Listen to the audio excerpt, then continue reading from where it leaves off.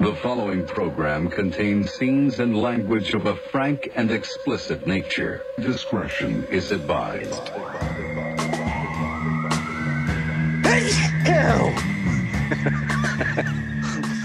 Welcome. Welcome to rareformradio. Shh. Between my fucking nose and this dog, we're never going to get this show done. Welcome to rareformradio. Another glorious week in lockdown. Dan, how are you? I'm terrible, dude. Why? What's the matter? Well, first of all, we just started the show with you scaring the fucking shit out of me with a sneeze. I was looking down, and you sneezed right into my ears. I'm sorry. It's the heat wave has hit LA, and that time of year always bums me out. Like I'm sitting in my office right now, and there's no air in here. Right. I just turned the fans off for sound, and it is baking. It's like 100 something in LA right now.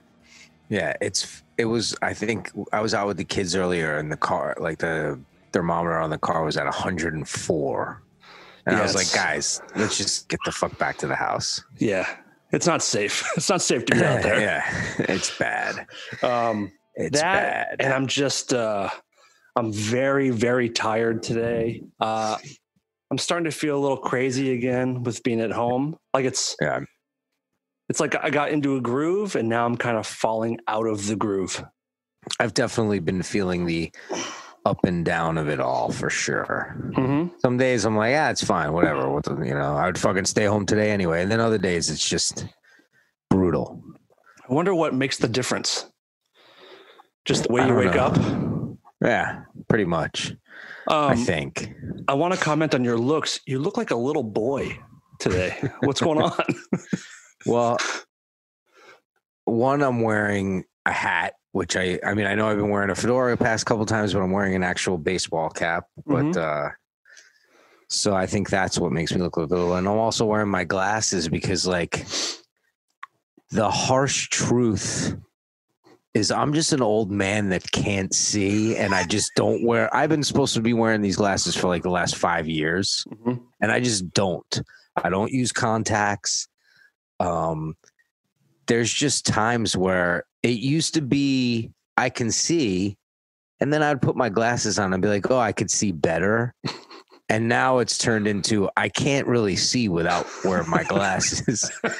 That's like, although I wear sunglasses all the time, I don't dislike the way they look. I'm not in denial of that. I just don't like having to rely on anything in my life. So it just, every time I put my glasses on, I'm like, oh yeah, that's right. I'm old and dying. Right. My eyes are dying slowly. Actually quickly now. Yeah. We're entering you've been in this stage for a while, but I'm in the stage now too, where like your body just starts letting you down. My back is fucked up again. And I was on a good run. I think losing weight kind of helped my back because I lost like 25 pounds.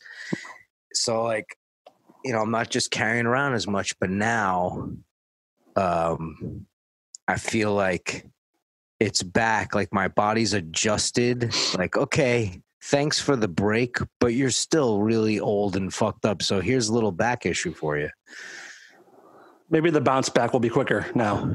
Yeah, I hope so. Oh, you're also very clean shaven, which adds to the boyishness. Usually I'm thicker here and here, and that was a mistake. Actually, I know. You don't have to tell me. I know how it works. Well, mine was, I trim it with a clip. I have a little beard clipper. And there's an adjustment on it. That's a 7-day. That's my go-to. It takes it down where it's clean enough because I don't like it getting too much. I'm like not mustache guy necessarily, but I like. And by accident, I picked up the 5-day one, and the 5-day and the 7-day is a huge difference. So it's basically just like looks like I have nothing. But I don't know if you can notice it. You see that? Yeah. The reason why I always have peach fuzz there is to hide that fucking Joaquin Phoenix-ish scar that I have right there. Oh, it's not a cleft. It's like you have a hint of a cleft lip. It's not. What happened was when this has got to be 15 years ago now at this point. It's maybe even longer. I'll tell you the story real fast. So I go up to Portland, I believe it was, with my wife. And one of her school friends, like that she's known, like, you know, since she's a little girl, is getting married. Right. And we go up there and they're having a wedding, like in the fucking middle of the woods, pretty much. I didn't know this at the time, but we get to this like resort spot and that's where we're staying. But my wife says, well, tonight, all my friends and their significant others, their husbands or wives or whatever, they're all going to get a room at like some fucking Quality Inn, like some fucking low rent, you know, podunk in the middle of nowhere hotel room, like definitely a motel room below the Todd Newman level of acceptance. 100%. Yeah. The place where we're staying is decent, but like we're going to travel to this shitty place to go hang out with a bunch of people. Now, mind you, I don't know. I mean, I know a couple of her girlfriends from over the years of like, oh, I grew up with so-and-so, you know, but like I know who they are, but I don't know these people. And the rest of the party, I don't know anyone. I'm completely alone here. It was probably around 16 years ago because I was just about a year sober. Okay. And they're all drinking in this Quality Inn, Best Western, whatever the fuck it was. They're all drinking like from a cooler. Like they brought coolers with like Pabst Blue Ribbon and Hamm's beers, like just shitty stuff, right? And it's a motel room. So there's like 2 double beds and a room and then another little like side room, and everybody's crammed in there. And there's nowhere really to sit. So my wife is off fucking boozing it up with her friends and reminiscing of old times. And I'm just kind of sitting there and I'm being good husband guy. Like, you know, I've let her do her thing. I'm here to support her and her friend. And there's nowhere to sit. So I sit on a bed, like at the end of the bed. And there's like 4 or 5 people at the headboard laying all together that all know each other and they're all talking. And everybody, it's getting late now. Everybody's smashed. I'm literally the only sober person in the whole room. And I'm just kind of sitting there like, you know, it's getting late. Like, hopefully we can go soon because the wedding is tomorrow. So I'm like, eventually these people are going to have to go to sleep because the wedding like starts early tomorrow, you know? Right. So I'm waiting it out. And there's a cooler over in the front of the room. And there's people behind me. And this guy walks over to the cooler and grabs himself a beer. And this other douchebag behind me says, and I quote, "Beer me." That's their little clique's way of, he goes, "Beer me." And the guy's bending down into the cooler and he turns and he throws it. And I'm right in the middle of the line of fire. And I'm thinking in my head, does this fucking jerk off think that he's going to clear my head to throw this to this guy? And I'm watching the can in slow motion. Of course. Go like flipping, and it fucking blasts me right in the fucking face. And I lean over and I go, in my head, I go, did that just split my fucking mouth wide open? And I pull my hands away and it's gushing fucking blood. Very calmly, I'm good in those kind of situations, like very calmly get up and I walk to the bathroom. And the guy's following me. "Oh my God, are you okay? Oh my, I'm so sorry. I didn't mean to do that. Oh my God, I'm so sorry." And his wife is a nurse, this guy. And I've met her once or twice before. Okay. And she's screaming at him, "You stupid fucking asshole." And she's looking at my face and she's like, "You need to get stitches. Like, that's bad." And I'm like, "Yeah, no shit. Did you go to fucking nursing school to tell me that? I didn't need you to tell me that I need stitches badly. We must have the same credentials." There's blood everywhere. But the guy, someone goes and runs and gets my wife. And she comes in and she's hammered. She's like, "Oh my God," looking at me. And the guy keeps apologizing over and over. "Bro, I hope you know I didn't mean to do that. I hope you know." So finally, I said, "Bro, if I thought you meant to do that, we'd both be going to the fucking hospital right now. Stop apologizing to me because it's making it worse. Yeah. I get that you didn't mean it. Yep. Leave it alone." Yeah. So my wife's like, "What do we do?" And I'm like, "Give me your bag." So I take her bag. I find the keys. We rented a car because we were up in the fucking middle of the sticks. I have to drive myself to the hospital. No one else can help you. No one else can help me. Everybody's smashed. So I drive to the hospital with my wife in the car. The nearest hospital, we're in the middle of the fucking sticks. Mm-hmm. The nearest hospital is like a 45-minute drive. We get in the car. We drive to the hospital. I'm driving like this, with my right hand like this, with ice like melting on my face. We drive to the hospital. We get to the ER. I pull up. I park. The lights are all off. There's one lady sitting at a desk, and she's like, Aunt B from Mayberry. And she's like, "Hey, y'all, you need a doctor?" I'm like, "Yeah, you fucking think?" So she's like, "It's going to take him about 20 minutes to get in." They call a doctor in, the doctor on call. He's a nice guy. Sure. He looks at me and he's like,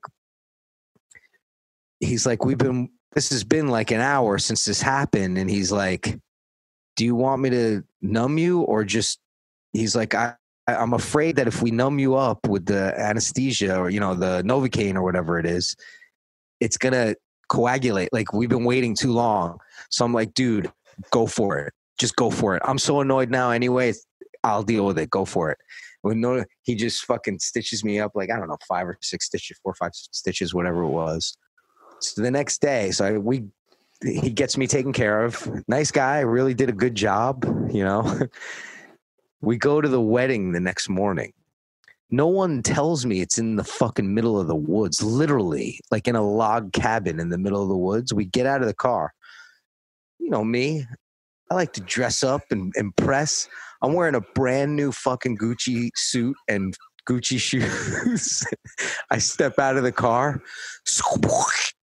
One of my fucking brand new shoes gets stuck in the mud, and I take a step, and it's back there. And now my sock is all full of mud, the bottoms of my pants. And it's not just me. A lot of people are pissed because they all brought nice stuff for this wedding, and no one was told that you were going to have to traverse a fucking swamp. Yeah, no one's gonna like that experience. Yeah. Even the fucking bride herself, who didn't give a fuck. The bottom of her dress was like white, and then like fucking diarrhea color all around the bottom of it. So, I had to sit there with fucking fresh stitches in my face, a ruined suit, the whole fucking 9 yards, And this one guy comes up to me. I guess he's like the father of the groom or whatever. He's like some old crusty fire chief guy. And he's like, "Hey, I just got to tell you, this is the only saving grace." He's like, "I saw that whole thing happen last night. I saw from the guy said, 'Beer me.' I knew you were getting hit in the face with that thing." I'm like, "Well, I'm glad someone recognized what's going on." And he's like, "I got to say, you handled it like a man. You didn't panic. You got up and took care of it." And I'm like, "Thank you." But so that doomed me, because before that, I was clean shaven guy. I was never facial hair guy ever. And because of that, I was like, I don't want people fucking thinking I got a fucking hair lip. But when I go too far down, you could see the scar. Mm-hmm. No shit. Because it happens to land like right on that You know how you have those natural little divots right there? Yeah. It happens to land like almost exactly on it. Which is where the cleft lip usually is. Yeah. So I've been doing, since then, I've been doing stand-in work on Gladiator, on Walk the Line. I was standing for Joker. Yep. Imagine if that was all it took to be Joaquin stand-in, was having a fucked up cleft lip. Yeah, it was just fucking having a beer smashed into your face when you're the only sober. And I was thinking that too. I'm like, how does the only sober guy in this whole fucking place get blasted in the face with a fucking beer can, a full frozen beer can? Well, you know the saying, it's no good deed goes undisfigured. Exactly. So you also, by the way, you missed an opportunity because, you know, everyone that listens for the most part knows that you're friends with Dave Navarro. And a lot of people may know that he was part of a charity for a while called Operation Smile, which fixes the cleft lips of people that are horribly deformed and incredibly ugly. And you could have parlayed that into some kind of surgery if you played it off as an actual cleft lip. I could have. I think it was a little under cleft for me to qualify. Yeah, maybe. Like, it's not that fucked up. Yeah. And I'm 35 or whatever. Yeah. 35 and white and have money. Yeah. I can fix it myself, but I'd rather you do it. That's a good story. But that's a true story. And, it's still, when people see it, I got to fucking tell the whole fucking story again, which kind of sucks. So, well, you could make the story a lot shorter and be like, oh, yeah, I have a cleft lip. And that's just over with. You can do that too. Yeah, I could. I guess I could do that. Yep. But and the reason why I gashed like that is because the part of the can that hit me was the lip of the can. Oh, I could tell. It perfectly rolled and bam, and just fucking. And there's something so true about like the people that over apologize, especially when you're trying to deal with something. It's like, just let me. It was making it worse. Of course. It was making it worse. I had to tell him, like, dude, if you don't stop apologizing, we're fucking both taking a trip to the hospital. Stop fucking talking to me. Right. I get it. You're sorry. You're going to apologize into me blaming you, and it's going to be a big problem. That's some shit, dude. Yeah. Well, you wear it well. Todd's cleft palate. We'll put that in the description. There it is. So there was that. And then I had an interesting we'll bring it back to your mood, and sometimes you're okay with it and sometimes you're not. The other day I was not okay with it. Okay. And here's a little Toddism for you. I go into this juice place, popular juicery. Like a synagogue? Juice place. Juice. Not the juice, but the juice. Yeah. I go into this juice place, Temple Israel. No, I go into this juice place. We're so stupid. And I know. And this guy who's I could tell because I go in there all the time, is somebody new. They hired a new guy, right? And when you walk in, there's signs everywhere that say like no glove, no love. Like they want you to put gloves on to handle any of the bottle, which is fine. Like, no problem.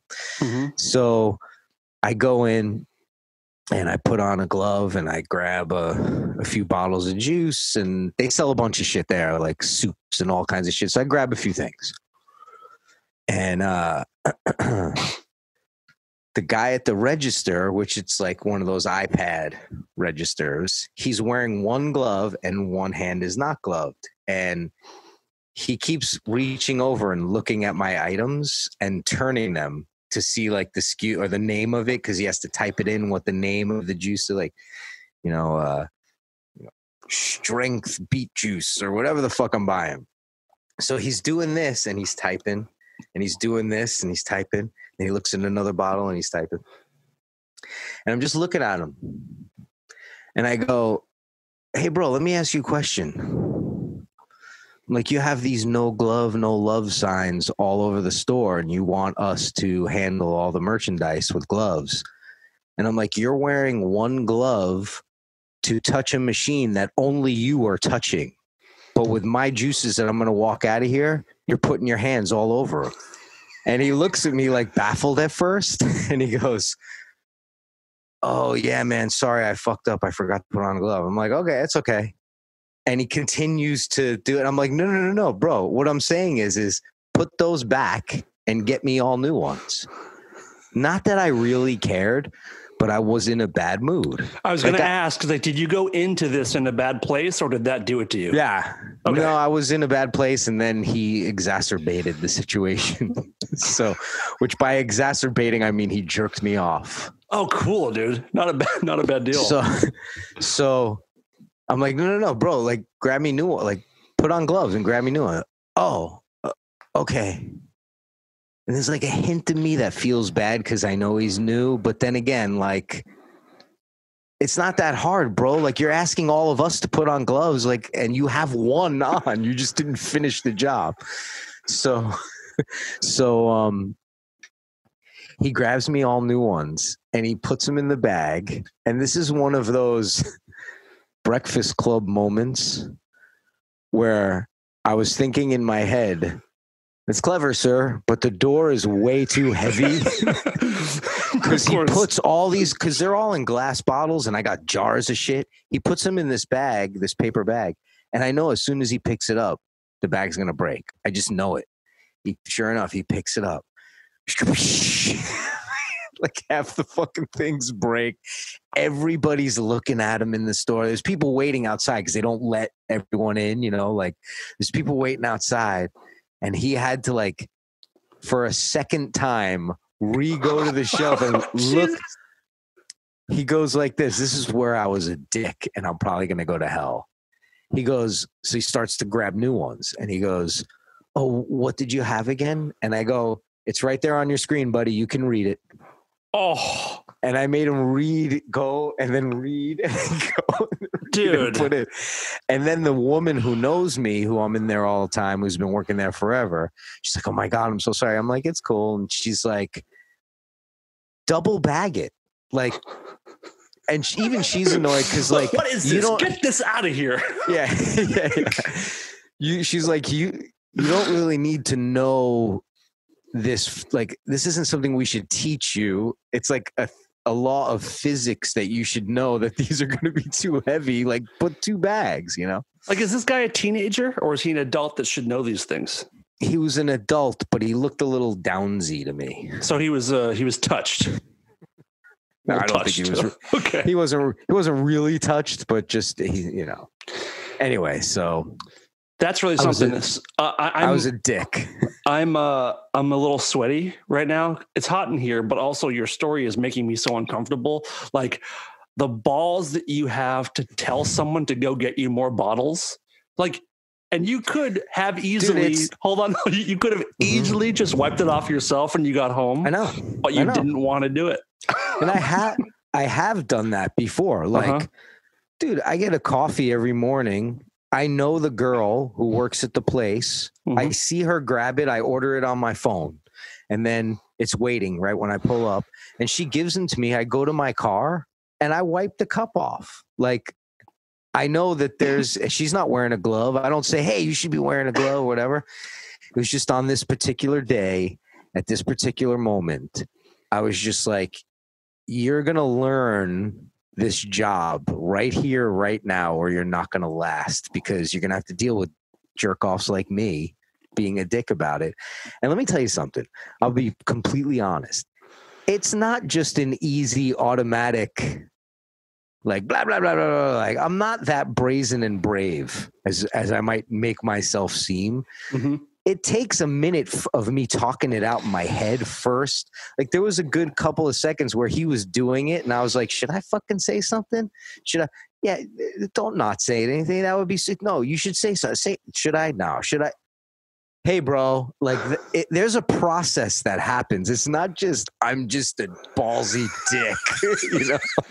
That would be worse now, because now you're deciding to be shitty, which is like better and worse at the same time. I torture myself into taking action for a few minutes first. Oh my God. Because here's the real reason. If I walk out of there and I haven't said anything, I'll drive home thinking, I should have fucking said something.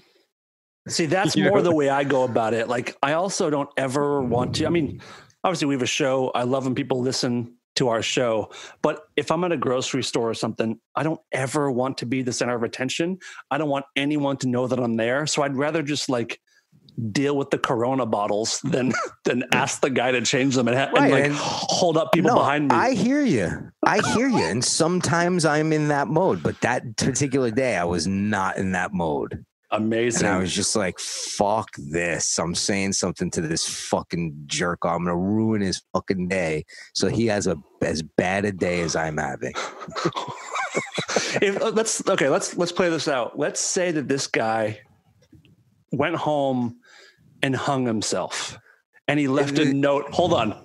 He left a note saying like, it's my fault. No, not that it's necessarily your fault, but like today at the synagogue, a man was getting juice and I fucked it up and he made me realize that I'm an idiot.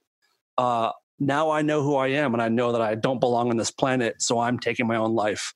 I'd be like, good. I'm glad I helped him make that realization because there's way more going on before I ever got in the store. Of course. It's probably for the best. So I would say if this is what I would really think. If it took that to make you take that action, then I'm glad because you have no idea what it's all about. Do you know what I mean? Like, yes. I'll take one for the team on that. That's amazing. So I go to the Coffee Bean every day because now I want your advice on something. So there's like, because of the pandemic, they've kind of like made their staff a lot smaller. And there's like 4 or 5 people that kind of make my drink every day. And 4 of them are fantastic and it's perfect every day because it's kind of specific. And there's one girl there who's kind of new. And whenever she makes it, it's so bad. Like it's like too much of some ingredient that I hate. I'm not sure what the deal is. What the fuck do? I don't want to make her feel bad. What do I do? What would you do? You should, I would say something. I mean, you don't have to be a dick about it. You know, like you should just say like, hey, you know, excuse me, this has a little too much sugar. Is there, can you, cause then she'll know every time, like give her a chance to know what you, cause that's happened to me before, you know, like, put it this way. There's times like I get very simple. I know that you probably get more complicated drinks than I do in the sense that you get like latte thing with sugary stuff or some stuff like that, right? I get it's a vanilla ice blended. It's like a milkshake kind of, but I get okay. So like there's stuff involved. I get espresso shots. Mm-hmm. It's just counting how many shots to put in. It's easy. That's easy. The machine does it for you. And I get 4. I get a quad espresso, a quadriplegic espresso. Oh yeah. And sometimes I'll feel it. And I know just by the weight of the cup, like they didn't put the right amount in. And there's times where I'm like, should I just eat it and drink it and just fucking walk away? Because like sometimes I don't want to be confrontational either. Right. But if it's someone new, especially, you say, hey man, are there 4 in here? It feels a little light. And they're like, oh shit. They usually just read the thing wrong because they're making 500 fucking drinks for everybody. You know what I mean? Like, and a double is the usual standard that people get, whatever. So like you say it once and then they, especially if you're there all the time, then they know you. I would just say it. I would just say, hey, this tastes like there's too much sugar in there. Is there any way? And they'll make you another one and then they'll know. I know. I just like, and she's a timid girl anyway. And I just don't want to add to it. What? Even better. Throw it in her face. Yeah. You don't throw it in her face. Yes. Who the fuck would drink that? What kind of retard? Make yourself vomit. Oh, amazing. Go Eric Andre on her. That's so great. That's probably really good advice, I think. No, but you should just say something. But you could do it like manipulatively, cutesy, saying like, "Hey, you know," and then you have a little rapport with her. And then if she gets it wrong again, you could be like, "Same thing as last time. Is there any way we could do this without too much sugar or whatever?" You know. What about this? What if I was like, drink a little sip and go, "Wait a minute. Am I on a hidden camera?" And she'll be like, "Why?" I'm like, "Because this tastes like shit." Is this a joke? Yeah, make it fun, make it cool. Yeah, just take a sip and just wait a minute. Are you an idiot? Are you an idiot? This is terrible. Did you rub your pussy all over this? Did you bring in your grandmother's underwear and stir my drink with her disgusting panties? Is that what you did? You kook. Or just take a sip of it and just look at her and be like, you must be fucking dumb, huh? She'd be like, why? Because this is all wrong. That's why. Oh, man. Fun times at the juice and coffee places. Yeah. Speaking of juice, I've been getting into trouble lately with my daughter. Ooh. Because this should be good. It's not that good. Okay. There's been a few times lately, especially in light of what we were talking about last week. I don't remember. I don't remember what we were talking about last week either. Cool. No, there was going to be a point I was making, but I was having a tea issue. Okay. I've been getting in trouble with her because, Daddy, you can't say that. Dad, you can't say that. And I think the thing that I said the other day was, she was talking about some kid in her class, and I was like, oh, you mean the little gay kid? And she's like, Dad, you can't say that. And I'm like, no, I can say that. Like, gay, that's not a bad thing to say. And she's like, but you say it like mean, kind of. I go, well, first of all, that's the way you would describe a young homosexual child, is a little gay kid. And I was like, my brother's gay. Wait, it's better if you say young homosexual child.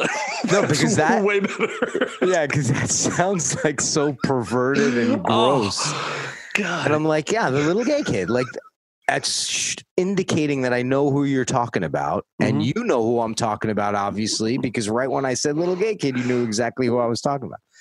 So it became like this thing of, you can't say that. You can't say that, you know, and this is why, because we were talking about last week where the difference between generations, Gen X and Gen Z. Oh, yeah.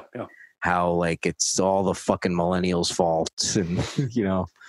And I had to turn around and I had to explain to her that there probably are some ways I refer to stuff that maybe outside my own car or my own home, I wouldn't say, but I will still say to my children, you know, in describing somebody, you know, not overtly racist or sexist, at least not without it being joking, but, like, you know, there probably are things that I'm not aware of that I'm insensitive about or being insensitive about because, and I had to explain to her, you got to understand, and this is what all these young people, and this is a message for the youngsters out there. You can't expect me past the midway point of my life. You can't just change the English language and expect me to know all the fucking rules. And you could tell me, hey man, you shouldn't say that, and here's the reason why. But don't give me because it's offensive. Give me why. Why is it offensive? When I say a little gay kid in describing a little homosexual child, a young homosexual why is a little gay kid offensive? And she couldn't really come up with the answer other than, it's just the way you say it. And I was like, I'll give you that. Right. But I was like, would you rather me say, and I did say this to her, I was like, would you rather me say the young gentleman in your class that sucks all the dicks? And she's like, Dad! She has a point, and so do you. And there's something like, there's nothing wrong with the words that you're saying, and put together, they shouldn't seem bad, but they hit different ears in different ways. Right. And my ears have been trained my entire life one way, and now you're changing it in the middle of my life, and I'm not going to fucking get them all right. Like, my point isn't, hey, deal with it my way. My point is give me a little slack. Like, give me some fucking leeway here. Right. Because I don't know. I'm not on fucking TikTok, and I'm not on social media like you are, and I'm not in the classrooms that you're in. You know what I mean? And so fucking back up a little bit. Like I said, you're changing the English language right before my eyes in the middle of my life. Yeah, you can't do that. Like I was talking to, I'm not sure if it's my wife or a friend or something within the last year, and she was trying to explain a person to me that we were both around. She goes, the tall guy, and he was talking about this. I'm like, I don't know what you're talking about.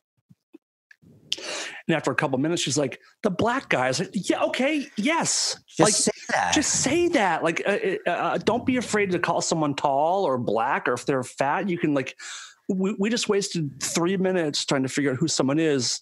If you just said the tall black guy at the party, the only black guy, that makes it a lot easier. There's no venom in that sentence whatsoever. No. There's, you know what I mean? Like, yeah, right. I'm at a loss. Like, and if the world is changing that way, I'm just going to be the dick every time, because what's the better way to describe it? Right. I would easily say, the tall black guy or the short white guy. If someone describes me as a short white guy, I don't get offended. Right. Like, that's what I am. Right. You know what I mean? Or, when someone describes me as the rough and tumble, terribly handsome tattooed guy, I don't get offended. No. With the huge cock. And some people would hate that. The little guy with the huge fucking cock, I don't fucking get mad at that. Doesn't bother Todd Newman. People are so touchy. Mm-hmm. Yeah, it's a weird time. So how would she describe that kid?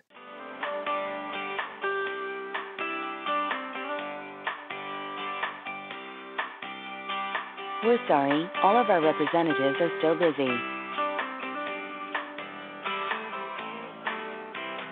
Thank you for your patience. All right, okay. Maybe we should cut that part out. We're going to cut it out and then cut it back in right here, and people are not going to believe what Todd just said. That's actually funny. We need to do that. So, Frank, make sure you cut out the expletive I just used. The expletives. Todd just launched into a speech about. Never mind. That was something. Yeah, we're gonna trim that one right out. And the reason why I can say that is because I know that my brother would think it was funny. He would, because he's also one of those. Oh, that was funny shit, dude. Yeah, man. I don't know what to do.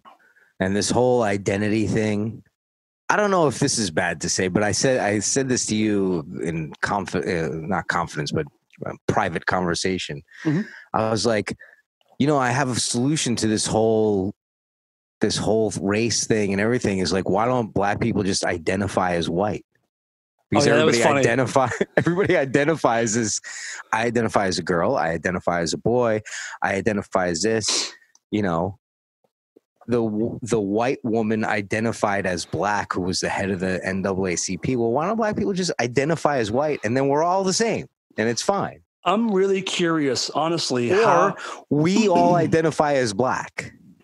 That might be cooler. Like just pick one. I don't care which one it is. I'll identify with whatever the herd goes with. I'll just go with whatever fits the setting I'm in at that time, at that moment. Yeah. I wonder seriously, like with the woke culture, if people started identifying as different colors and different races, if they would accept that as well. I don't think so. I sincerely wonder. I really don't think you can. I mean, it's absurd. You know what I mean? It's just, some could argue that being born with a penis and identifying as a woman, a lot of people would think that is also absurd. Right. But I think there's more hormonal scientific backing on that argument. I agree. But when you identify, if you were to identify as another race or a color of skin, that's based on culture that you have learned. It's not something that's yearning from the time you're a child, that you feel like the pigment of your skin is supposed to be a different color. Whereas if you're born a man and you feel like a woman on the inside and go to the lengths to have an operation or transition or whatever it is. I mean, that's a strong genetic in your DNA feeling, but to change, to identify as a color, basically, is what you're doing, like a race. It's because culturally you dig what's going on in that race more than not. You know what I mean? Do you know the point I'm trying to make? So I just feel like there's more scientific, physiologically, the argument is different. Do you know what I mean? I do. So I don't think it would be accepted, and it wasn't really accepted when she tried to do it, like that woman. Well, the difference was she wasn't like saying, I feel like a black woman. She was saying, I am black. I'm an African-American woman. Like, she lied. She didn't say, like, you know, I struggled with this feeling and I feel. She eventually did. Right. But she tried to pass herself off as black for forever, and that's what got her. And she was like, wasn't she like a spokesperson for the NAACP or something? Yeah, she was like the head of it or something, like. Yeah. I mean, she was like mastering in deception. But I wonder if anybody would bite if someone tried to like start living as a different race. I mean, you know, there's white kids that act black, like that's their thing. And right. I'm not trying to make a joke here or poke fun at it, but there are those people that are like that, you know, and like, but that's being drawn culturally to the movement and plight of a group of people culturally. That's not, and you could argue why that's the way I feel inside, but make no mistake, it's a disservice to someone who's born with one gender on the outside and a different gender on the inside. And right. I believe that happens, you know, I mean, I do too. I totally humanity throws curveballs all the fucking time. You know what I mean? And what is it? I think we all start off as female when we're conceived. There's like a chromosome that enters that either makes you male or female. And that's like most in the animal kingdom are that way too. And depending upon survival of species is how you get sexed, you know, evolutionarily. So like, yeah, there's wires are crossed all the time. Evolutionary wires get crossed, you know, because listen how fucking deep I'm getting, bro. Dude, I'm 40 years old. I'm still waiting for my man genes. Hopefully they come in soon. I've been waiting too. I'm like, I'm fucking ashamed to tell everybody I'm fucking friends with you. Can you imagine like black people's anger if a bunch of white people would start identifying as black? Just like, nah, me too, man. I'm just like you. Yeah, first white people steal rock and roll, then they just steal their color. We're all black on the inside, America. Yeah. Here's the thing, man. And I might be out of line saying this, or people might take it the wrong way, but I don't mean it in the wrong way. People are different, you know, like if, you know, I'm not saying anything about rights or equalities or anything. I think we all have shit to offer, but people are different. There's different kinds of human beings, just like there's different kinds of cats, just like there's different kinds of dogs, just like there's different kinds of humans, but we have intellect. We have thought and reasoning and rationale. And some could argue that animals do too, but we have it in a much more highly advanced, developed way. I think it should all be equal and all that kind of stuff, but we are different. Like, that's fine. It makes it cool and eclectic. Don't make it where everybody's the fucking same. Imagine if there was 3,000 movies and they were all the same movie. That's not going to be fun. Exactly. Hey, listen, everybody. Be your own movie. Be your own movie. Be your own movie, and let's all like all the movies, you know? And if you don't like some of the movies, that's fine too. But like, let those other movies exist and do their fucking thing for people who do like them. Like, it's but we all agree, ridiculous. No one likes gay movies. Except that little kid. Right. That young homosexual child. Also, Frank, we got to put in the description, young homosexual children. We might have to change the name of the show to that. YHC. Rare homosexual children. That's even better. That's even better. Oh man, we're going to hell for sure. Absolutely. But more importantly, everybody, are you staying safe? Not just me and you. Are you staying safe, Todd? Dude, I will end the recording. Look, I'm ending it right now. Don't do it. Don't do it. Don't do it. You can't do it. Have you listening to Howard lately? You know, I haven't, because I haven't been in the car as much, and I only listen to him when I'm in the car. So I haven't caught up on him in a minute. He was getting very mad about the stay safe thing the other day. Oh, really? Stealing my act, basically. Basically, he's like, I haven't left my apartment in 5 months. Like, stop telling me to stay safe. I fucking am. And he goes, you know what? And people get mad at, like, they say it to me. You know what I say back to them? You stay safe too. He goes, I don't have the balls to tell them to stop saying it to me. Yeah, you too. See, at least I have the balls. I've been telling you since day one of this quarantine, like, don't tell me to fucking stay safe. Like, I get it. And then I was watching TV last night with Luca, and there was a commercial on, like, you know, wash your hands for 20 seconds. Wear a cloth covering, like the basics, right? It was like a PSA or whatever. And it's like, and I looked at Luca and he looked at me and he knew what I was going to say. I was like, if you can't fucking figure that part out by now, like, why are they still running? They're wasting space on air to tell you to wash your hands and cover your face. Everybody's doing that. Everybody knows. And the people who aren't doing it are not going to at this point. True. So stop fucking pushing it down my fucking throat. It's true. Very, very true. Very, very crazy, man. What else? What else we got? Want to do some questions? Sure. Okay. So let me find some questions here. Is that your dog again? Yeah, he's just fucking yapping. What a piece of shit. Fucking little gay dog.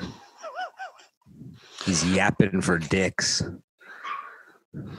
Hi, RFR. I'm curious for Todd to allude to the international government secrets that weigh on his shoulders and push him into perpetual misery he broadcasts and we get off on. You have any new conspiracies? Oh, God. New ones? Mm-hmm. I don't know about any new ones.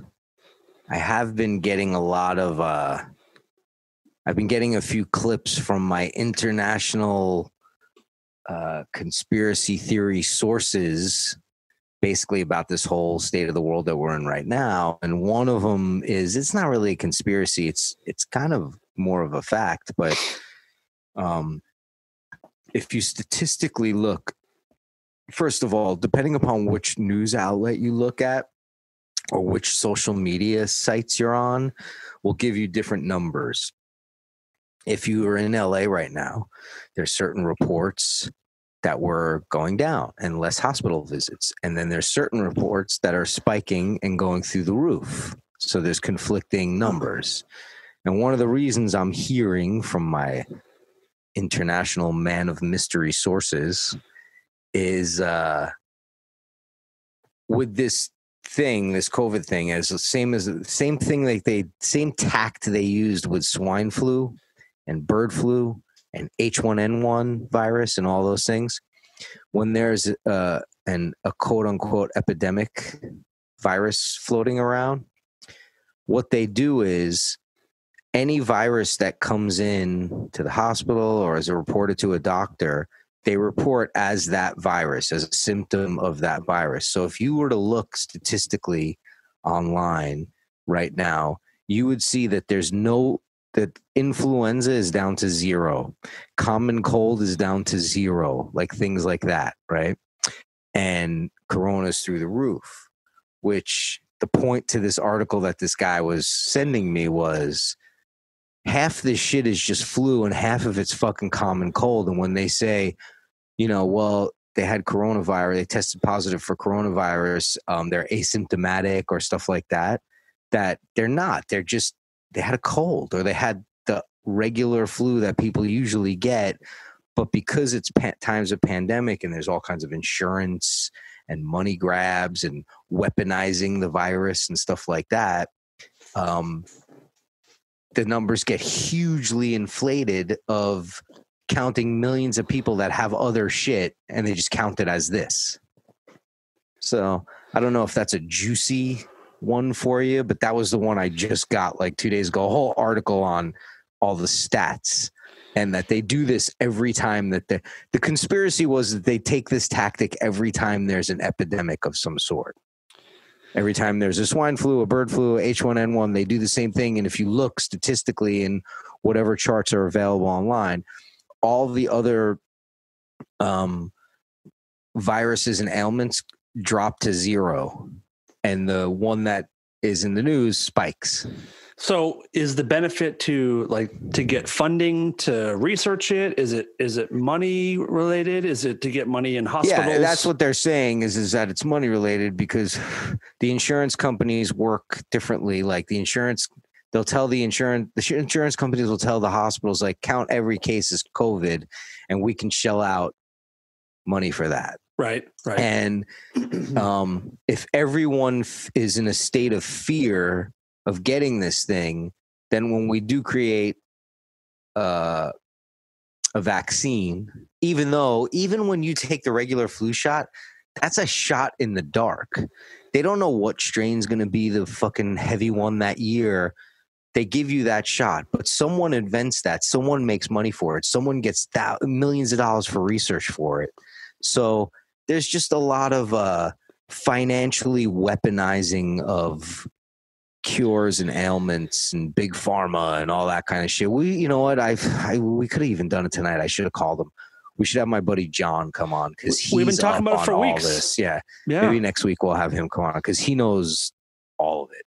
Mm-hmm. Much more than I. The only thing that concerns me. Wait, let me put on one disclaimer.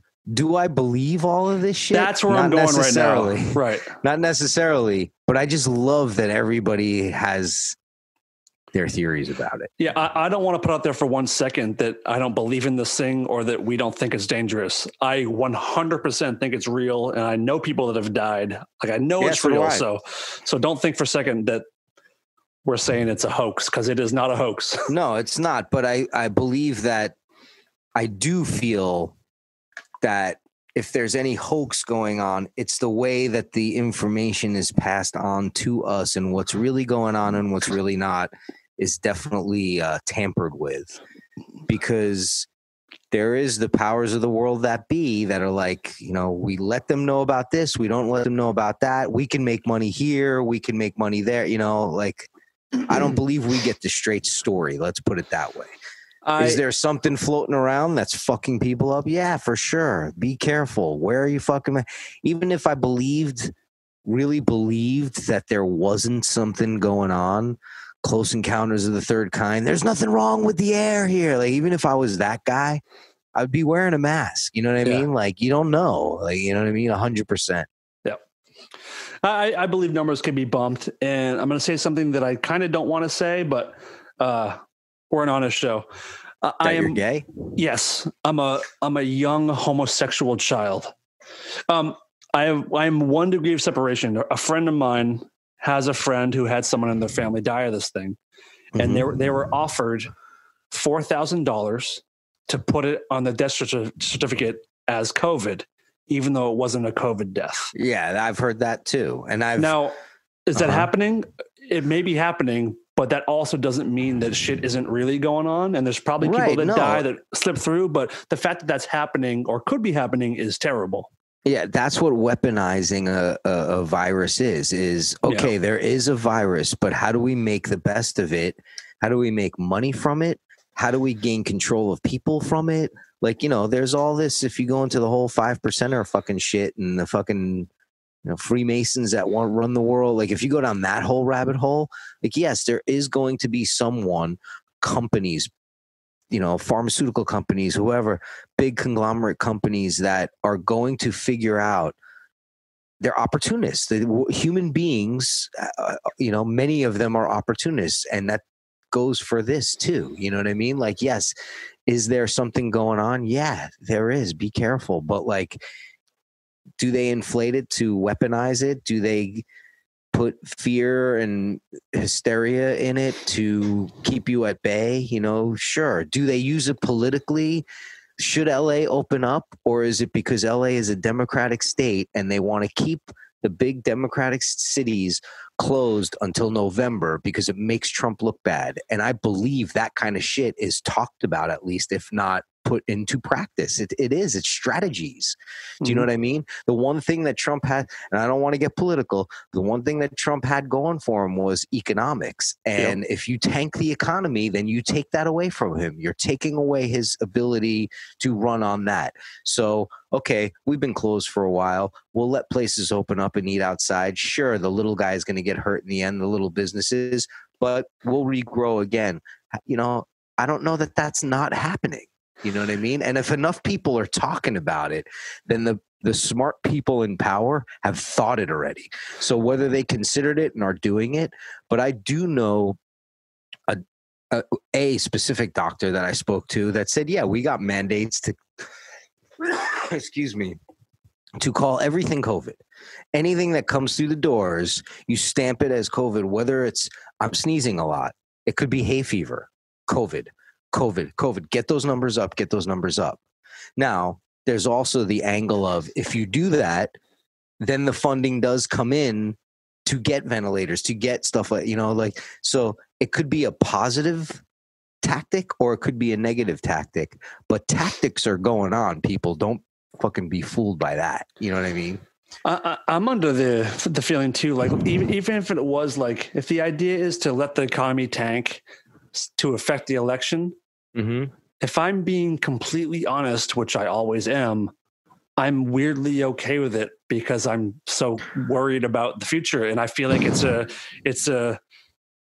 like we're at war in a way, and we're gonna get a little political, but like I think the damage that could be done from another 4 years is much greater than us suffering now and casualties of business now. I don't know. Maybe I'm fucked up, but that's how I feel. Without jockeying for sides, you know, first of all, they all suck. Republican, Democrat, to me, they all are fucked. I get what you're saying, and I get the humanity of it all, but they're all fucked. And second of all, this state in particular, this city is blue. You're not in any kind of danger of losing that. So if that's the tactic of why we're staying closed for this long and why it keeps on coming back of, oh, we're going to open, no, we're not. Oh, we're going to open, no, we're not. Then it's a useless tactic to me. Like, you're not swaying people here in this city anyway. Sure. You know what I mean? Right, There's not a lot of on the fencers here. So it's like, why do that to the mom and pops are going to be a thing of the fucking past. Right. You know? And that's terrible because that's not what this country's supposed to be about. It's supposed to be about the mom and pops. I know. You know? And we're seeing it. All the little places that were landmarks that are not chains are gone. Boarded up, you know? The way things are going, that was bound to happen eventually regardless. Like the middle class is going away. There's no more middle class the way that you and I probably grew up. That's just like not a thing anymore. It's crazy. Last thing I want to say about any of that. The president's brother died yesterday. Yes. 71 years old, his younger brother. And they haven't said what he died from. Right. I know they're keeping that under wraps. I mean, why do you think it's COVID? I do. And I wonder, like, if we find out that's what it was, the irony is going to be incredible. Yeah. Incredible. Still sad, by the way, but you know. Yeah, it sucks. I mean, like, look, I'm not a fan, but like, I don't want anybody's loved ones dying. You know what I mean? Like, so, well, maybe a few people. Sure. Hey, you know what? It is what it is. I don't know him personally, so right. Yeah, it's sad. It's fucking sad. You know, let's do some listener questions and get the fuck out of here, dude. Okay. All right, what we got here? Hello, Dan. I have a question for your radio show. Do you watch old cartoons and old children's programs that at the time you thought were innocent and entertaining, and now, when you watch them again as an educated adult, you realize how creepy and weird they actually were? Because I do that. Thank you very much. Bye. I'll tell you the problem with that question right off the bat. What's that? He thinks you're an educated adult at this point. I know. Sometimes people don't know me very well. Dude, there's so many cartoons. I mean, off the top of my head, Pepe Le Pew. What'd you drop, you idiot? Oh. These fucking things suck. I hate these things. I would never get those. Go ahead. Pepe Le Pew, the rapist skunk, is like the most obvious bad. Me too. Oh, dude, this is a skunk. If anyone's younger doesn't remember that, Pepe Le Pew was a Looney Tunes skunk from France who just wanted to fuck every other skunk and would not take no for an answer. Right, and stereotypically, he's a stinky French rapist. Yeah. Like the other skunks would be like, no, thank you. He's like, baby, you know you want it. And like would follow them around and put hands on them. It was always a female cat that like by accident would walk under a paint roller or something. So he would think she was a skunk. So he was also stupid. Stupid, stinky French rapist. There's another one, Frank. Yeah, there's a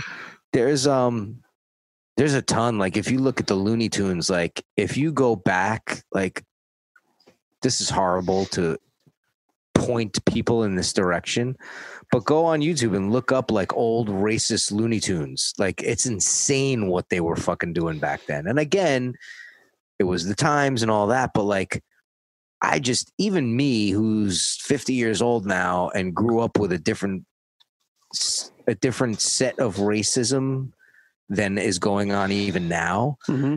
It wasn't that long ago. And you're like, how the fuck did they think that this was okay to even make this? You know, like who was the guy drawing the cells? Like, this is going to be great. Like, you know, and there's all kinds of arguments with Daffy Duck. What was the Daffy Duck?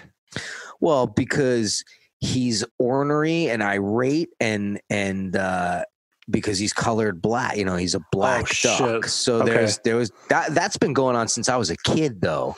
And I don't know that was the motivation behind that, but I see the point. You know what I mean? And it could have been like back in the day too. It could have been inspired by that unknowingly, just because that was life and it was just like what was all around you. Like, you and I were planning a segment a long time ago, back when we're in the studio. We're going to do a whole thing breaking down the racism of Disney cartoons.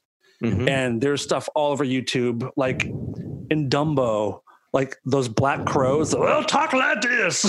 Yeah. Well, they also had Heckle and Jekyll were like that too. That cartoon Heckle and Jekyll. I don't know if that's old, past your time. There were reruns on all the time when I was a kid, and yeah, they're like two southern black crows that talk shit, and yeah.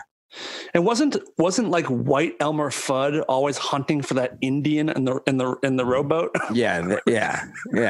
There's a lot of American Indian racism in cartoons. 100%. 100%. Yeah, and kids love them. Here's the thing too: is do you erase those? You know, I agree they shouldn't be shown on TV now, like where you could just be flipping channels and you're a kid. Mm-hmm. But that's Americana. Like, look, we come from a country that is fucked up, but like, don't make us into the age-old adage of like those who forget history are doomed to repeat it. Like, don't forget how fucked up we were either. You know what I mean? I agree. It's kind of the same argument as like the statue thing that we talked about. Like, take them out of the town square, but put them somewhere so people can read about it. Yeah, so that like the caller said, so that an educated adult can take it in and see the history and learn the lessons and teach their children like this is the way it was, and we don't do that now, but this is where it comes from. Like, is important. It's important to fucking continue teaching that we were fucked up if you want to keep striving to get better, you can't forget how fucked up we were. Do you know what I mean? Mm-hmm. Plus, Agreed. that caller totally wants to bang you. I'm fine with it. Bring it. I know him personally. I'm all for it. Let's do it. Right. What else we got here? I know Dan doesn't do subtitles, so I guess I should ask this question of Todd.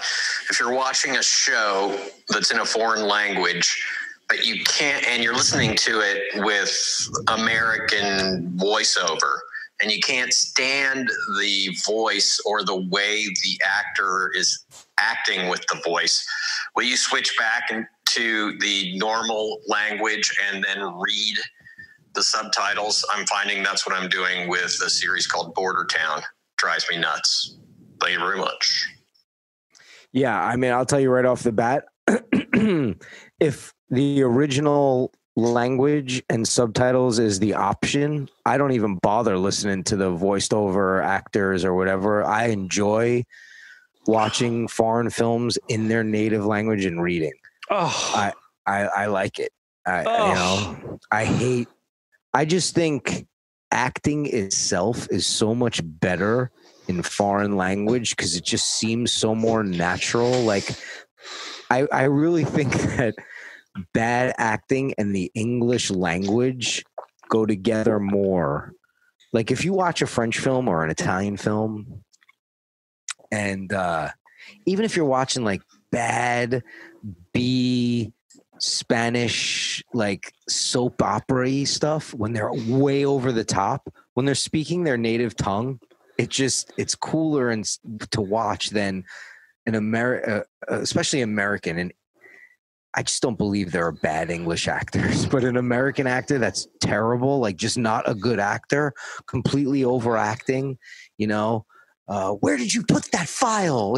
Like it's the worst. So I actually enjoy the escapism of watching foreign films. And if I want to know what's going on, I'll read the subtitles. I prefer that. So it's not even I'm watching it with the, with the English voiced over and I just don't like it because it's cheesy. I won't even pick that option off the bat. So a lot of people say that the English language is a very weird language anyway. So you're kind of saying that a bad actor mixed with like the clumsiness of the English language just makes it seem even worse. Makes it seem even more false. Whereas a bad actor in a foreign tongue, foreign to me anyway, is more believable. And like, I want to hear what they're saying. I want to, like, I don't believe that the voiceover actor got the inflection proper. And sometimes that shit doesn't translate either. Mm-hmm. Like what they're saying, the English interpretation of it is not exactly what they just said. Do you know what I mean? Like, right. I like, sometimes I'll watch, Korean or Japanese dramas and they're subtitled in Chinese. So I have no clue what the fuck they're talking about, but I'll just watch it because I just get drawn. I can kind of get what's going on. You know what I mean? So yeah, I don't voiceover to another language is something that I don't dig. Yeah. I have a tough time reading in general. And if I'm reading subtitles, I can't watch the screen. So I'll miss like what's happening on the screen and then I'll be reading and I'll kind of zone out. I'm not very smart. I'm just a dumb dude. So thus my comment about how that guy, pegged you as an educated adult. Yep. Being very kind. What else we got here? Hey guys, a couple of quick questions. Who is the most fucking unhinged person that you've come across on tour? And secondly, are there any bands that you think are fucking criminally underrated that you would recommend to listen to that have got a deep back catalogue? Keep it up, guys. Got a t-shirt on the way and I cannot wait to get it. Cheers, guys. Dan, you have been on tour much more than I, obviously. Would it be Manson being the most unhinged? I don't know, because as a guy, he's relatively subdued. Like on stage, he's wild. Right, Although right. I did see him my first time with him in 2007. We were in New Zealand, and New Zealand is very, very, very strict on drugs. Like there's no drugs in New Zealand. And he may or may not have been jonesing for a certain white drug. And we've been there for a couple of days, and he may or may not have been losing his shit. So outside the dressing room was all this like water piping in the hallway. And he had a breakdown, and he tore those pipes out of the ceiling, like was hanging on and broke the pipes. Right. And he did like $40,000 or $50,000 worth of water damage with the pipes. That was a pretty unhinged moment. But I haven't really been around like maniacs on the road. Chris Chaney. Oh, dude. Hitting everybody. He's just the most even keeled person. Actually, awesome. I've seen him go fucking crazy. Oh yeah, he has the ability to get a little nutty. I'm just kidding. No, he really does. Sometimes he does. No, I know. But usually when like someone like Chris, when he gets to the point, like it's a valid gripe. Like he doesn't do it. Yeah. He's been pushed to a point. Unhinged means you're wrong. Also, I believe in my definition. Like, are you fucking crazy? Like that's not what's going on here. Have you ever worked with anyone that like is like that for you? That just you can't handle unhinged wise? I mean, I know there might be a person or two that might say that about me. Really? That you're unhinged? When I've gotten unhinged. Right. In the past, Right. But no, not really. I mean, not without validity to it. Or purpose to it. I've had scrapes with people where I just completely disagree, and I'm like, you're fucking crazy to think that. But unhinged, like this person should be locked up in a mental fucking institution. I haven't had any of that before. Dave. Right. Sure. No. It's a valid argument. Frank's pretty fucking crazy. Yeah, he's unhinged. I feel like he does some crazy shit when no one's looking. Yeah. Like kills cats and stuff. We should find a way to get his wife Gulliver on the show without him knowing, to do a full expose and then a tell all. And he doesn't find out until he starts editing the show. We have to put the feelers out. All right, we got one more question. There was another question. Yeah. There was another question there. Underrated band with a big back catalog for him. What do you think? There's a band from Knoxville called Super Drag, which has like maybe 6-7 records. Unbelievable rock band, and one of my favorite bands of all time. They had one hit on the radio in like 1996, but every record is fantastic. Super good band, Super Drag, and they're available everywhere. That's how I feel about everything that Mike Patton does. But I guess they're not underrated, though, necessarily. True. Like a band that, like, is there a band that people haven't really heard of that... Like Sick of It All is a great band, but I think enough people have heard about Sick of It All to know. Yeah. I guess some of the stuff that he does that's unknown, because he's got so many projects like Tomahawk and Mr. Bungle. They just released a new single, by the way, which is very good, I thought. Mr. Bungle? Never got into the Bungle myself. I did. I love that. I love everything that guy does. Did you have There's tickets? people that make fun of me that are fans of our show that are like, yeah, he's on Mike Patton's dick. Like, I think the guy's a fucking genius. I think he's one of the only true artists to come out of music in a long time. When I say artist, I mean a life artist, not just a musical artist. Oh, no, I agree. I think he's a genius. And what I like about him is also what I don't like is that half of his music I find to be unlistenable, but that adds to the artistic quality of like, he just does what he wants when he wants. And, you know, when you compare Faith No More to, it's not Tomahawk, the one where he does all the sounds and everything, right? The mouth sounds. What the fuck's that called?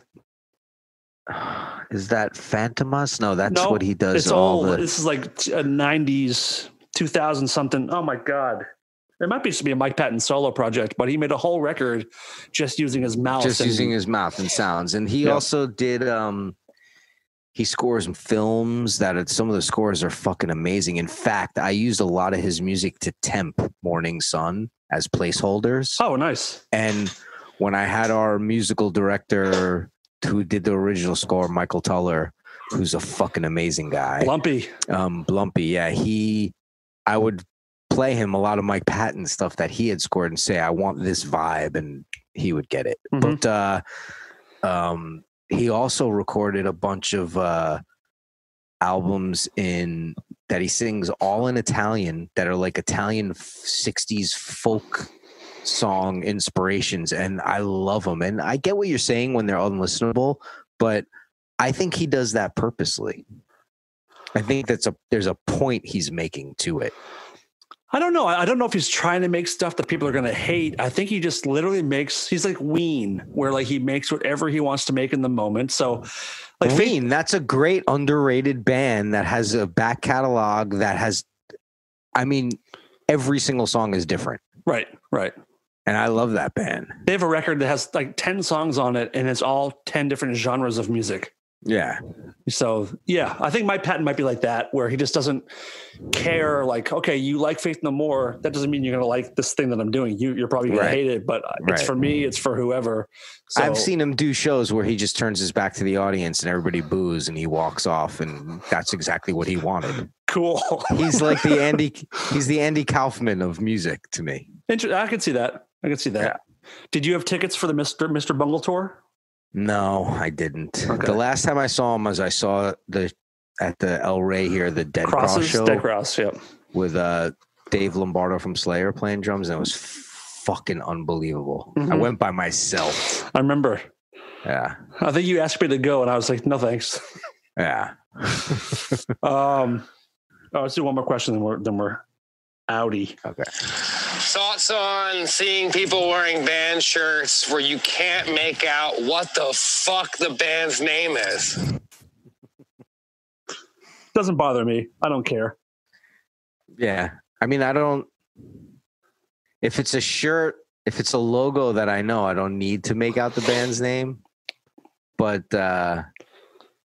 yeah, I don't really pay that much attention to other people anyway. So. Well, that too. And also, like, I've never once gone home and listened to a band because I saw a T-shirt that someone was wearing. I've never in my life done that. Yeah, me either. So, stupid question, dude. Be better. Do better. Be best. What do you got going on this week, Todd? I got a bunch of staying home to do. Oh, cool. No, I got a bunch of work and shit. That's other shit that I'm working on. Okay. Catching up on that kind of stuff. All right. Well, it's good to be back and do a little bit of a routine with the show. That's good. And we're going to start getting some guests. We still have like a studio to build and all kinds of shit, but yeah, we'll get it going. In the meantime, thank you everyone for listening. You can find us on Instagram, Twitter at rareformradio, and please buy some t-shirts, rareformradio.threadless.com. That's it, I think. Are you guys selling the Shermer, Illinois ones? No, but I still have mine that you got me, the red one. All right. We'll see you guys soon. Thank you for listening and watching, and we will see you next week. This is Lola, and I'm here to tell the world to stop being such pussies and listen to Rareform Radio.